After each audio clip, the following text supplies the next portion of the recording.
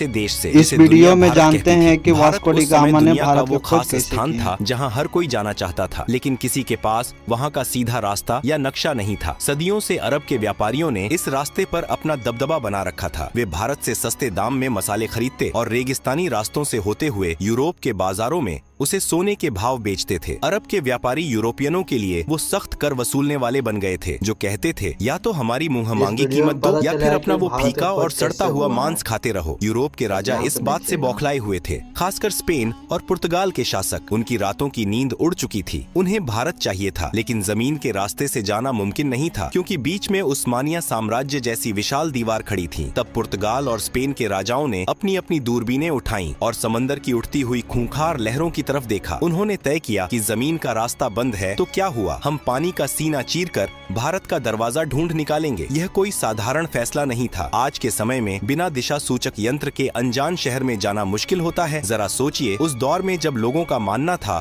कि दुनिया चपट्टी है। नाविकों में खौफ था कि अगर वे समंदर में बहुत दूर गए तो दुनिया के किनारे से नीचे एक अनंत खाई में गिर जाएंगे या उन्हें विशाल समुद्री राक्षस निगल लेंगे। समंदर उस समय एक ऐसा क्रूर हत्यारा था जो बिना चेतावनी दिए इंसान को लील जाता था। इन्हीं डरे हुए लेकिन लालची माहौल में पुर्तगाल से एक आदमी निकला जिसका नाम था बार्थोलोम्यू डियाज। उसने कहा, महाराज, मैं खोजूंगा भारत। वो अपनी नाव लेकर अफ्रीका के तटों के किनारे किनारे नीचे की तरफ गया, लेकिन जैसे ही वो अफ्रीका के सबसे निचले हिस्से पर पहुंचा, समंदर ने अपना असली खौफनाक रूप दिखा दिया। लहरें पहाड़ों जितनी ऊंची उठ रही थीं, हवाएं जहाज के चीथड़े उड़ाने पर आमादा थीं। डियाज की हालत खराब हो गई। उसने हाथ जोड़ लिए और कहा, भाई, मुझे नहीं चाहिए भारत, मेरी जान ज्यादा कीमती है। उसने उस जगह का नाम रखा तूफानों का अंतरीप और अपनी नाव उल्टी घुमाकर वापस पुर्तगाल भाग गया। पुर्तगाल के राजा मैनुअल प्रथम के सीने में अभी भी मसालों की आग जल रही थी। बार्थोलोम्यू डियाज के वापस लौटने के 10 साल बाद पुर्तगाल के दरबार में एक ऐसे आदमी को बुलाया गया जिसकी आंखों में समंदर का खौफ नहीं बल्कि उसे जीतने की जिद थी। एक ऐसा जिद्दी और सन की नाविक जो मौत के मुंह में हाथ डालने का शौक रखता था। उसका नाम था वास्को डी गामा। राजा ने वास्को डी गामा की आंखों में आंखें डालकर पूछा, क्या तुम वो कर सकते हो जो डियाज नहीं कर पाया? क्या तुम समंदर के उस शैतानी दरवाजे को तोड़कर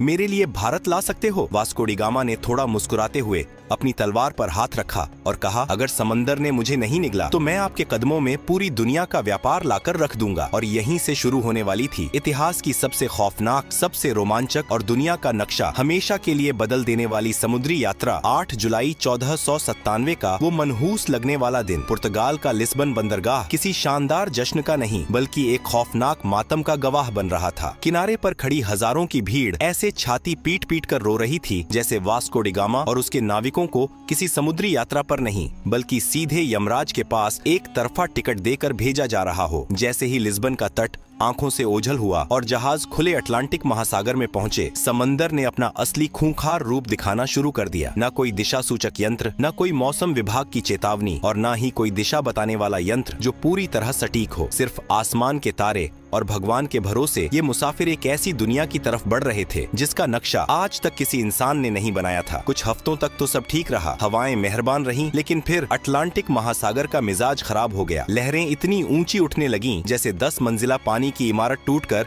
सीधे जहाजों पर गिर रही हो। आसमान में बिजलियां ऐसे कड़क रही थीं मानो ऊपर कोई महायुद्ध चल रहा हो। तूफानी हवाओं ने जहाजों के पालों को फाड़कर चीथड़े कर दिया। लकड़ी के जहाज ऐसे चरमरा रहे थे जैसे कोई अदृश्य दैत्य उनकी हड्डियां चबा रहा हो। निचले हिस्से में नाविकों की हालत देखकर तरस आता था। दिन रात के हिचकोलों से उल्टियां करते करते उनकी आंतें बाहर आ रही थीं। हर कोई माथा पकड़कर रो रहा था, भाई, किस पागल के चक्कर में पड़ गए? शांति से पुर्तगाल में बैठकर सूखी रोटी खा लेते। ये भारत के मसालों के चक्कर में अब समंदर की मछलियों का चारा बनेंगे। तूफान तो जैसे तैसे पार हो गया, लेकिन फिर एक और खामोश, अदृश्य और खूंखार दुश्मन ने उन पर हमला कर दिया। शरीर घलाने वाली बीमारी, महीनों से ताजा खाना, फल और जीवन देने वाले तत्व न मिलने के कारण नाविकों के मसूड़ों से खून बहने लगा। उनके दांत सड़कर टूट टूट कर हाथों में आने लगे। शरीर पर बड़े बड़े छाले पड़ गए और भयानक बदबू उठने लगी। जहाज का निचला हिस्सा एक तैरते हुए अस्पताल और मुर्दा घर में तब्दील हो गया था। रोज किसी न किसी नाविक की लाश को एक भारी पत्थर बांधकर समंदर में फेंका जा रहा था। बचे हुए नाविकों का सब्र अब पूरी तरह जवाब दे चुका था। उन्होंने वास्को डी गामा के सामने बगावत कर दी। वो घुटनों के बल गिरकर गिड़गिड़ाने लगे, कप्तान, हमें माफ करो, वापस चलो। हमें नहीं चाहिए कोई भारत, हमें नहीं चाहिए कोई सोने की चिड़िया या मसाले, हमें बस जिंदा अपने घर जाना है। लेकिन वास्को डी गामा कोई आम इंसान थोड़ी था। वो एक नंबर का जिद्दी कठोर और सनकी आदमी था। उसने अपनी तलवार निकाली और एक ऐसा काम किया जिसे देखकर नाविकों की हालत खराब हो गई होगी। उसने दिशा बताने वाले सारे उपकरण समंदर में फेंक दिए और चीख कर बोला, सुन लो कान खोलकर, अब हमारे पास लौटने का कोई रास्ता नहीं बचा है। या तो हम भारत पहुँचेंगे या फिर ये समंदर ही हमारी सामूहिक कब्र बनेगा। अगर किसी ने वापस जाने की बात की तो समंदर बाद में मारेगा, मैं उसे पहले अपने हाथों से काट डालूंगा। उस आदमी के इस पागलपन और खौफनाक जुनून के आगे शायद मौत को भी पसीना आ गया होगा। और तभी वो सबसे खौफनाक घड़ी आ गई। वे अफ्रीका के उस सबसे निचले सिरे पर पहुंच गए थे जहां 10 साल पहले बार्थोलोम्यू डियाज ने अपनी हार मान ली थी। वो जगह थी तूफानों का अंतरीप। आसमान दिन में ही स्याह काला हो गया। ऐसा लग रहा था मानो समंदर और आसमान ने मिलकर इन जहाजों को पीसने की कसम खा ली हो। लहरें इतनी विशाल थीं कि जहाज उनके सामने पानी के बुलबुले लग रहे थे। एक लहर जहाज को आसमान की तरफ उछालती तो दूसरी उसे पाताल में धकेल देती। साओ राफेल जहाज का ढांचा बुरी तरह टूट गया था। हर नाविक ने अपनी आंखें बंद कर लीं और अपने अंतिम समय की प्रार्थना करने लगा। लेकिन वास्को डी गामा जहाज के पहिए को लोहे की तरह मजबूती से पकड़े सीना ताने तूफान की आंखों में आंखें डालकर खड़ा था। प्रकृति अपने पूरे रौद्र रूप में थी। वो उन्हें निगलना चाहती थी, लेकिन एक इंसान की शुद्ध जिद और पागलपन के आगे वो भी हारने लगी। कई दिनों की इस रोंगटे खड़े करने वाली मौत की लड़ाई के बाद अचानक एक सुबह चमत्कार हुआ। तूफान थम गया, हवाएं सर्द से गर्म होने लगीं, लहरें शांत हो गईं और पानी का रंग बदल गया। वास्को डी गामा और उसके बचे खुचे थके हारे नाविकों ने अपनी आंखें खोली। उन्होंने वो कर दिखाया था जो दुनिया के इतिहास में आज तक किसी ने नहीं किया था। उन्होंने उस मौत के दरवाजे को तोड़ दिया था और अब वे एक बिल्कुल नए महासागर हिंद महासागर में प्रवेश कर चुके थे। उस दिन के बाद से उस खूंखार तूफानों के अंतरीप का नाम बदलकर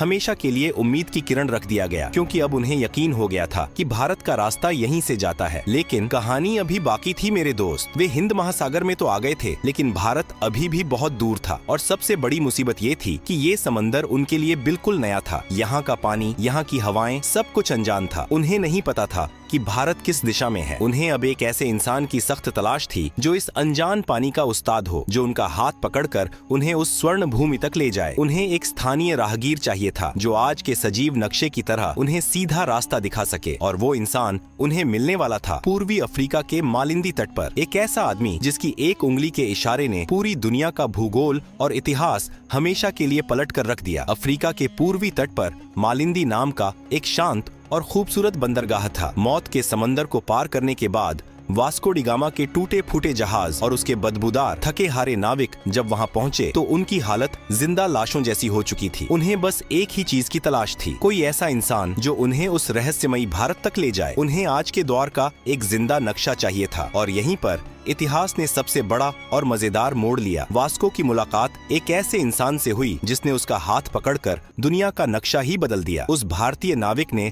उसे जो चीज दिखाई उसने पुर्तगालियों के होश उड़ा दिए। उसने सितारों की स्थिति, मानसून की हवाओं और समुद्री धाराओं का ऐसा सजीव ज्ञान समझाया जिसे देखकर वास्को डी गामा को लगा कि ये लोग तो समंदर के असली उस्ताद हैं। हवा का रुख बदला। मानसून की तेज और मेहरबान हवाओं ने वास्को डी गामा के जहाजों के फटे हुए पालों में नई जान फूंक दी। अब उन्हें पतवार घुमाने की भी जरूरत नहीं थी। हवाएं खुद उन्हें उनकी मंजिल की तरफ धकेल रही थीं। जैसे जैसे दिन बीत रहे थे, नाविकों की धड़कनें तेज हो रही थीं। क्या सच में कोई भारत है या ये सब एक छलावा है? तभी एक शाम आसमान में कुछ समुद्री पक्षी उड़ते हुए दिखाई दिए। ये पक्षी पूर्व दिशा की ओर जा रहे थे। वास्को डी गामा समझ गया, जहाँ पक्षी जा रहे हैं वहीं कोई जमीन है। और फिर आई 20 मई 1498 की वो जादुई सुबह। समंदर की लहरें एकदम शांत थीं। सूरज की सुनहरी किरणें पानी पर ऐसे बिखर रही थीं जैसे किसी ने पिघला हुआ सोना बिछा दिया हो। अचानक हवा के एक तेज झोंके के साथ एक ऐसी खुशबू आई जिसने पुर्तगालियों के दिमाग सुन्न कर दिए। यह ना तो उनके जहाजों की सड़ांध थी और ना ही समंदर के खारे पानी की महक। यह चंदन, इलायची और काली मिर्च की वो दिव्य और नशीली खुशबू थी जिसके लिए उन्होंने मौतों का समंदर पार किया था। कोहरा छंटा और उनके सामने उभरी नारियल के ऊंचे पेड़ों की कतारें। दूर से मंदिरों की घंटियों की मधुर आवाज गूंज रही थी और एक विशाल वैभवशाली शहर उनके सामने खड़ा था। यह कोई भ्रम नहीं था, यह भारत का पश्चिमी तट था, कालीकट, जो आज के केरल में है। वास्को डी गामा और उसके नाविकों की आंखों से आंसू छलक पड़े। महीनों से मौत को चकमा देते देते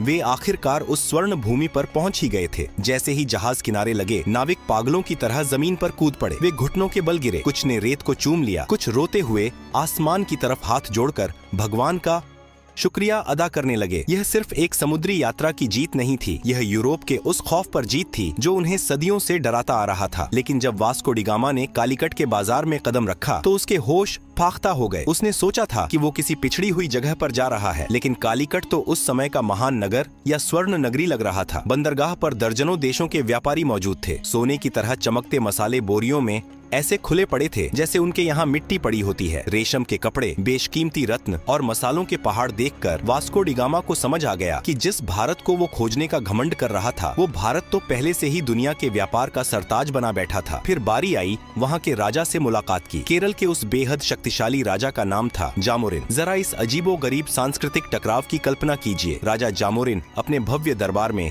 एक ऊंचे सोने के सिंहासन पर बैठे थे। उनका पूरा शरीर बेशकीमती गहनों, सोने की मोटी जंजीरों और हीरों से लदा हुआ था और उनके सामने खड़ा था वास्को डी गामा, जिसने महीनों से ठीक से नहाया नहीं था, जिसके कपड़े फटे पुराने और अजीबोगरीब थे। वास्को डी गामा ने थोड़ा अकड़ते हुए राजा को अपना उपहार पेश किया। अब सोचिए वो पुर्तगाल से क्या लाया था। कुछ सस्ती लकड़ियाँ, कुछ ऊनी टोपियाँ, पीतल के बर्तन और शहद। ये देखकर राजा जामोरिन के दरबारियों को जोर की हंसी आ गई। उन्होंने सोचा, अरे भिखारी, ये क्या कबाड़ उठा लाए हो? हमारे यहाँ के नौकर भी इससे महंगा सामान पहनते हैं। लेकिन राजा जामोरिन बहुत ही शांत और समझदार थे। उन्होंने भारतीय संस्कृति का पालन करते हुए इस विदेशी मेहमान का स्वागत किया और उसे अपने राज्य में व्यापार करने की अनुमति दे दी। वास्को डी गामा को अभी भी यकीन नहीं हो रहा था। जिस चीज के लिए यूरोप वाले सालों से तरस रहे थे, वो भारत ने उन्हें बिना किसी लड़ाई के ऐसे ही दे दी। लेकिन वास्को की आंखों में अब एक अलग ही चमक आ चुकी थी। वह सिर्फ व्यापार करने नहीं आया था, उसने कालीकट की अपार संपत्ति देख ली थी और उसके लालची दिमाग में अब एक ऐसा शैतानी महायोजना पक रही थी जो अगले कुछ दशकों में पूरी दुनिया का इतिहास खून से लिखने वाला था। वास्को डी गामा ने कालीकट में कुछ महीने बिताए और वहाँ का चप्पा चप्पा छान मारा। उसने देखा कि यहाँ का माल तो एकदम सबसे उत्तम है। उसने अपनी बची खुची कौड़ियों और पैसों से अपने जहाजों को मसालों से ऐसे भर लिया जैसे कोई इंसान किसी मुफ्त की दावत में अपनी प्लेट में खाना ठूंसता है। काली मिर्च, लौंग, दालचीनी, जहाजों की लकड़ी तक मसालों की महक से सराबोर हो गई थी। एक भारतीय जहाज भी उसने अपने साथ ले लिया ताकि माल ज्यादा ले जाया जा सके। अब बारी थी वापसी की। वापसी का सफर भी कम खौफनाक नहीं था। बीमारियां और तूफान फिर से नाविकों पर टूट पड़े, लेकिन इस बार उनके पास एक उम्मीद थी। उनके जहाजों के निचले हिस्से में करोड़ों का खजाना भरा हुआ था। जब वास्को डी गामा का बचा खुचा बेड़ा पुर्तगाल के लिस्बन बंदरगाह पर वापस लौटा तो वहाँ का नजारा देखने लायक था। जो लोग उसे रोते हुए यमराज के पास विदा कर रहे थे, वो अब उसकी आरती उतारने को तैयार खड़े थे। राजा मैनुअल प्रथम तो खुशी से नाचने लगा, लेकिन असली भूचाल तब आया जब वास्को ने अपना माल पुर्तगाल के बाजार में उतारा। इतिहास का सबसे बड़ा खजाना हाथ लग चुका था। इस समुद्री यात्रा का सारा खर्च, नाविकों का वेतन, टूटे जहाजों का भारी नुकसान, यह सब कुछ काटने के बाद भी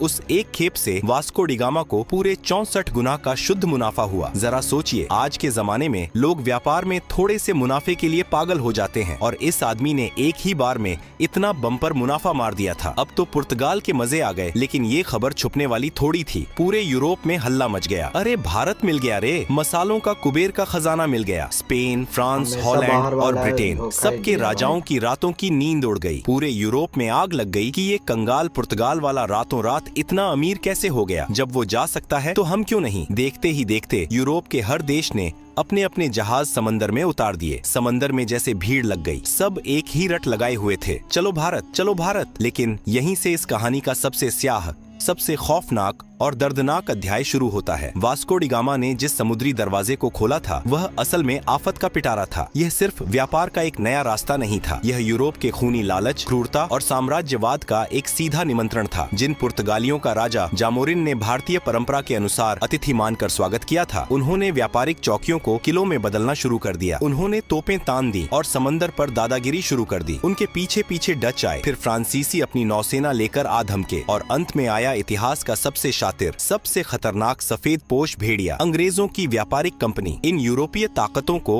अब सिर्फ मसाले नहीं चाहिए थे, उनकी नजर अब पूरी सोने की चिड़िया पर थी। उन्होंने भारत की रियासतों को आपस में लड़ाना शुरू कर दिया। भारत का वो शांत और वैभवशाली तट जो कभी सिर्फ रेशम, मसालों और संस्कृति के आदान प्रदान का वैश्विक केंद्र था, अब बारूद की गंध, तोपों की गूंज और कूटनीति के गंदे खेल से दहलने लगा। जिस देश ने अपनी महान उदारता के चलते एक फटेहाल, थके हारे विदेशी नाविक को पनाह दी थी, उसी देश को इन व्यापारियों ने अपनी गुलामी की बेड़ियों में जकड़ लिया। व्यापार के नाम पर लूट का ऐसा नंगा नाच शुरू हुआ जिसने दुनिया के सबसे अमीर देश की कमर तोड़ दी। सदियों तक भारत के माथे पर उपनिवेशवाद का कलंक थोप दिया गया। भारत का सारा सोना, सारा वैभव जहाजों में भर भर कर यूरोप की तिजोरियों में जाने लगा और वहाँ की सड़कें भारतीय खून पसीने से चमकने लगी। लेकिन क्या भारत सिर्फ एक जमीन का टुकड़ा था जिसे कोई भी नाविक आकर खोज ले और कोई भी राजा आकर जीत ले? नहीं, भारत एक विचार है, एक अजेय और अमर आत्मा है। सदियों की गुलामी, अकल्पनीय शोषण और घोर अंधकार के बावजूद इस आत्मा की आग को कुचला नहीं जा सका। वास्को डी गामा ने भले ही 1498 में भारत की जमीन तक पहुंचने का रास्ता खोजा था, लेकिन दुनिया ने असली भारत को तब जाना जब 15 अगस्त 1947 को इस देश ने अपनी छाती पर रखी गुलामी की बेड़ियों को एक झटके में तोड़कर फेंक दिया। जब लाल किले की प्राचीर से आसमान में तिरंगा शान से लहराया तो दुनिया को यह परम सत्य समझ में आ गया कि भारत को कोई खोज नहीं सकता। यह वो सनातन सत्य है जो हमेशा से था, है और अनंत काल तक रहेगा। और इस तरह मसालों की एक हल्की सी खुशबू से शुरू हुई एक खौफनाक समुद्री यात्रा ने दुनिया को उसका सबसे बड़ा सबक सिखा दिया कि आप सोने की चिड़िया को कुछ वक्त के लिए पिंजरे में तो कैद कर सकते हैं, लेकिन उसकी उड़ान को हमेशा के लिए कोई नहीं रोक सकता।